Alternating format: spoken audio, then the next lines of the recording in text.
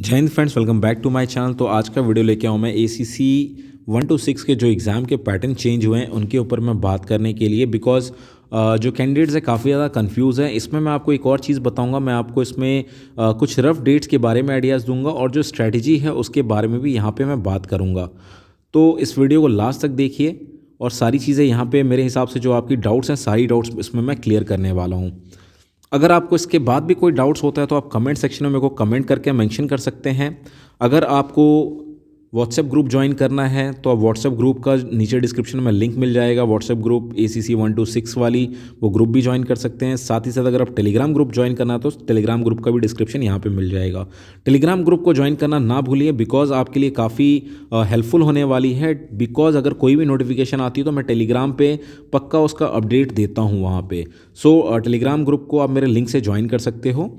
चलिए फिर मैं पैटर्न के बारे में बात करना स्टार्ट करता हूँ यहाँ पे कि पैटर्न में क्या चेंजेस आए हैं और क्या क्या चीज़ें अब की बार नहीं हो सकती हैं आप लोगों के लिए।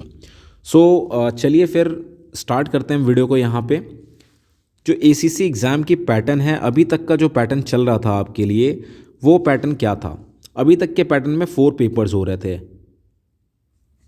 देखिए, जो मेरा व्हाट्सएप ग्रुप है उसके अंदर बहुत बार कमेंट्स आते रहते, सर क्या पेपर चेंज हो गया, हमने यहाँ देखा, हमने वहाँ देखा, हमने इनके पास से कंटेंट्स चेक किए, वहाँ पे ऐसा बता रहे हैं, वहाँ पे वैसा बता रहे हैं। देखिए, मैंने इसके लिए आपको जो इसके फुल प्रूफ थे मैंने वो लेटर्स भी दिखाया था, इसलिए मेरे को दोबारा बनाना पड़ रहा है कि कैंडिडेट्स काफ़ी ज़्यादा कन्फ्यूज़ हो रहे हैं, तो कन्फ्यूज़ मत होइए। पहले आपके 4 पेपर होते थे। पेपर 1 होता था आपका GMAT में कितने क्वेश्चन होते थे? 150, नंबर होता था 300। इसके बाद होती थी आपकी CJET में कितने क्वेश्चन होते थे? यहाँ पे भी 150 क्वेश्चन होते थे, मार्क्स होते थे 300।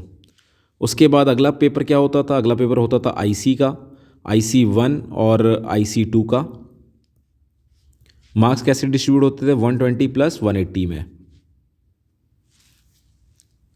फिर आगे चलते हैं हम। अगला जो पेपर होता था हमारा वो था ACT का।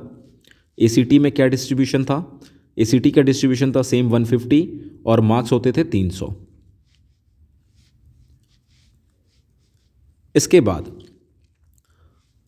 जो पेपर के अंदर कंटेंट होते थे, पेपर के अंदर कंटेंट किस टाइप से होते थे?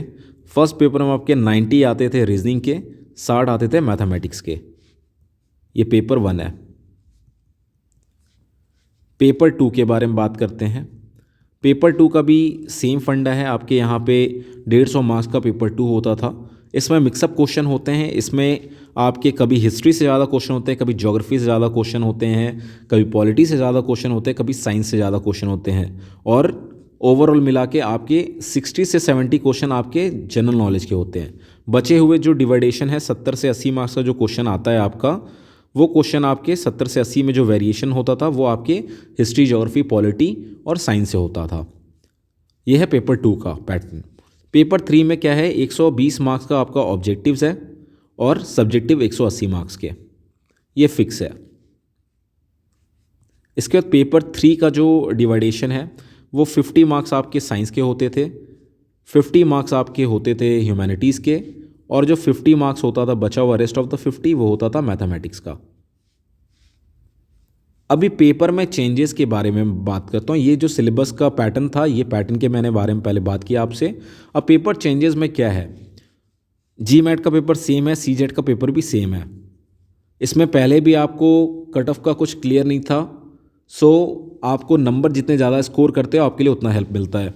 मैं GMAT के बारे में आपको बोलना चाहूँगा। GMAT में ज़्यादा स्कोर करना, कोशिश करना 120 के ऊपर क्वेश्चन राइट करने का। इसमें CJET के लिए अगर आपको रैंकिंग अच्छी लानी है, मतलब अगर आप सोचते हो कि मैं 1000 के नीचे लाना चाहता हूँ, तो 1000 के नीचे लाने के लिए आपको यहाँ पे ये 120, अगर 1000 के नीचे लाना चाहते हो तो 135 तक यहाँ पे स्कोर करना है आपने। अगला स्कोर करना है यहाँ पे 110 तक। IC के पेपर के लिए अभी मार्क्स आपके जुड़ रहे हैं, अब खेल बदलने वाला है। इसमें बस चेंजेस यही हुआ है कि जो IC पेपर था, IC पेपर के पहले मार्क्स 33% लाने से पास हो जाता था बंदा। उसके मार्क्स से उसको कोई मतलब नहीं था, 33% ही लाना था। आपके जो मेरिट बनते थे ये 300 लगा के आपके मेरिट बनते थे, मतलब 900 के अंदर। इस 300 में आपके मेरिट बनते थे टोटल 900 में से। अब मेरिट बनेंगे आपके 1200 में से। तो अभी IC का जो पेपर है वो काफ़ी इंपॉर्टेंस रख रहा है। तो आईसी के पेपर की तैयारी थोड़ी सी अभी आपको अच्छे तरीके से करनी पड़ेगी। अभी आईसी से आपका टारगेट क्या होना चाहिए, कितने नंबर स्कोर करने हैं आपने। अभी आईसी में जो आपकी स्कोरिंग का सिस्टम है, अगर यहाँ पे मैं बताऊँ आपको स्कोर कितना करना है, तो आपको कम से कम अभी आईसी में 220 तक स्कोर करना पड़ेगा। नंबर की बात कर रहा हूँ मैं, यहाँ क्वेश्चंस की बात नहीं कर रहा हूँ मैं। इंटू 2 करना है, जिसमें मैंने 135 लिखा है, 110 लिखा है, उसमें इंटू 2 कर लेना। तो यहाँ पे आपको कम से कम 220 स्कोर करना है मिनिमम। इस 120 में से आपके 90 प्लस होने चाहिए, और 180 से देखिए आपको कितने मार्क्स आप स्कोर कर सकते हैं। मैक्सिमम मार्क्स में जाना है, कम से कम 180 में से आपको 130 नंबर तक लेके आना है। साथ ही साथ एसीटी के पेपर में अभी क्या करना पड़ेगा आपको, एसीटी का पेपर भी सेम आपको 110 से 120 के बीच में रखिएगा आप, तो डेफिनेटली आप 1000 के नीचे आ सकते हैं, आपको कोई आने से नहीं रोक सकता है। मैं सिर्फ एक 1000 रफ आइडिया कह रहा हूँ, आप 500 के भी अंदर हो सकते हैं अगर आप इस चीज़ को फॉलोअप करते हैं। अभी आपके पेपर में सिंपल सी बात जो है वो चेंजेस में एक आईसी के एग्ज़ाम के नंबर में चेंज हुआ है, मेरिट में। इसके जो पेपर्स के नंबर्स हैं वो अब मेरिट में जुड़ेंगे। अब आपका जो टोटल मेरिट बनेगा वो 1200 का बनेगा, पहले मेरिट 900 का बनता था। बस यही डिफरेंस आया है अभी ACC 1 to 6 के लिए।